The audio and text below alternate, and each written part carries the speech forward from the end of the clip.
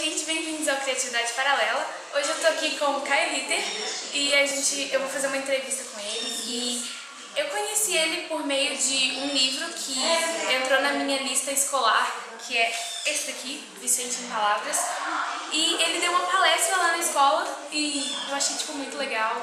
E aí ele aceitou fazer uma entrevista comigo.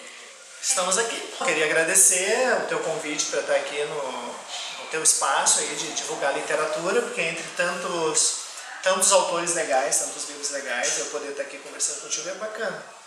Valeu. Então tá, a primeira pergunta é: quais são os maiores desafios de escrever um livro?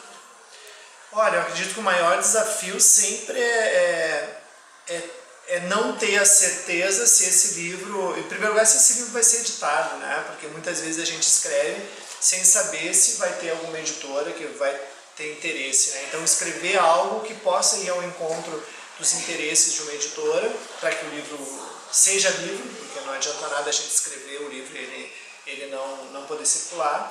E o outro desafio bastante grande, eu acho que quem escreve para adolescentes, é se esse livro vai ser comunicante, se ele vai conseguir conversar com o ser adolescente, né? Então essas são as preocupações e os desafios, acho que, para quem escreve para essa faixa etária. Você se inspira na sua própria vida para escrever suas histórias? Eu me inspiro na vida, né? Não na minha própria vida.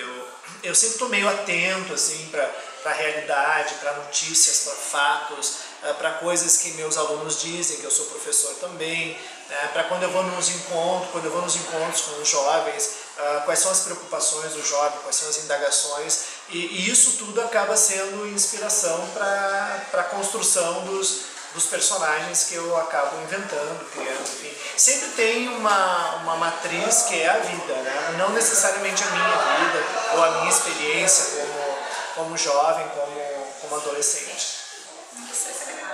Para você é mais fácil expressar emoção em um livro escrevendo em um ambiente social ou em um ambiente surreal? Olha, para mim é diferente, assim. Sempre quando a gente cria um mundo surreal, o que se torna mais difícil muitas vezes é a construção desse mundo, né? Porque quando eu vou contar uma história verista, uma história que está no nosso mundo contemporâneo, real, eu não preciso me preocupar em contextualizar demais, né? O adolescente vai ler e vai fazer a sua construção desse universo. Agora, quando é um universo surreal, um texto com uma vertente fantástica, muitas vezes a gente tem que construir esse mundo, né? Sobretudo os textos de fantasia. Então tu tem que construir esse mundo, os personagens desse mundo, e isso tu precisa dar referentes, dar determinados referentes para o leitor, para que o leitor possa fazer essa construção. Então eu acho bem mais difícil a contextualização de um universo surreal. Ele exige mais do leitor.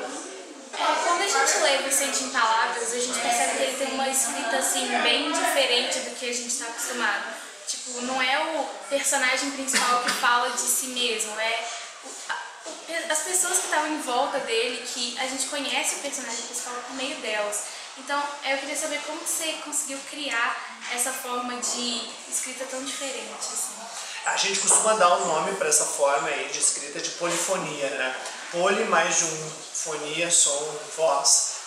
Então é quando tu constrói uma história a partir de diferentes narradores, de diferentes vozes que vão contar essa história. Quando eu fui pensar o Vicente em Palavras, como eu queria uma história em que o personagem ia ser construído pelas vozes dos outros, eu também me preocupei assim que, bom, se são pessoas diferentes, elas vão ter que falar de alguma forma diferente, né? E aí eu pensei que não só a forma diferente na linguagem, mas também a forma de expressar essa linguagem, né? Então eu fui procurando diferentes formas de a pessoa usar a palavra para poder falar de outra pessoa, né? Então eu tenho o Henrique vai fazer alguns monólogos, né, em que ele ora fala com o irmão morto, ora ele fala consigo mesmo. O Fred, o melhor amigo, vai dialogar com as pessoas. Aí eu usei aquela estrutura mais uma estrutura de teatro, né, em que só os personagens falam. A Natália, a namorada, vai escrever um diário. A mãe, que ela é uma escritora, ela vai escrever um livro, uma ficção sobre a realidade, que me deu bastante trabalho, assim, porque, bom, se a mãe está inventando uma história, essa história que ela está inventando é verdadeira, aquilo aconteceu mesmo ou será que não aconteceu? Será que é a memória da mãe, o amor da mãe pelo filho que fez ela contar aquela história daquele jeito, né? O pai vai escrever cartas, enfim, eu tentei que as diferentes vozes elas também tivessem diferentes formas de contar, né? E aí o texto acaba não sendo numa ordem cronológica, né? O que a gente pode fazer para estimular os jovens que não foram incentivados a ler quando eles eram crianças? É difícil, né? Quem não gosta de ler, normalmente o papel acaba sendo mais da escola, né? Acho que precisaria de um professor, de um mediador, um pai, uma mãe, que aproximasse esse jovem do livro. E essa aproximação ela teria que se dar através da paixão, de eu apresentar para o jovem algum livro que tenha me marcado, que eu tenha gostado, falar desse livro com emoção, esse livro com paixão, né? Talvez aí eu pudesse convencer esse jovem a ler. Às vezes acho que em casa pode acontecer do pai ler uma parte para o filho, pedir para o filho ler uma parte para ele. No momento em que esse jovem se deixar fisgar pelo desejo da leitura, pela necessidade da leitura, ele não deixa mais de ler, acredito eu, né? O problema é que a literatura é meio supérflua para a maioria das pessoas, né? Ela vai sendo substituída por outras coisas, quando na verdade ela tem um prazer único, né? Que é um prazer insubstituível, que é esse prazer de tu abrir as páginas e tu construir, como a gente falava antes, né? Um mundo. Esse mundo vai se dando pela construção da tua própria imaginação, né? Apenas sustentada em palavras, né?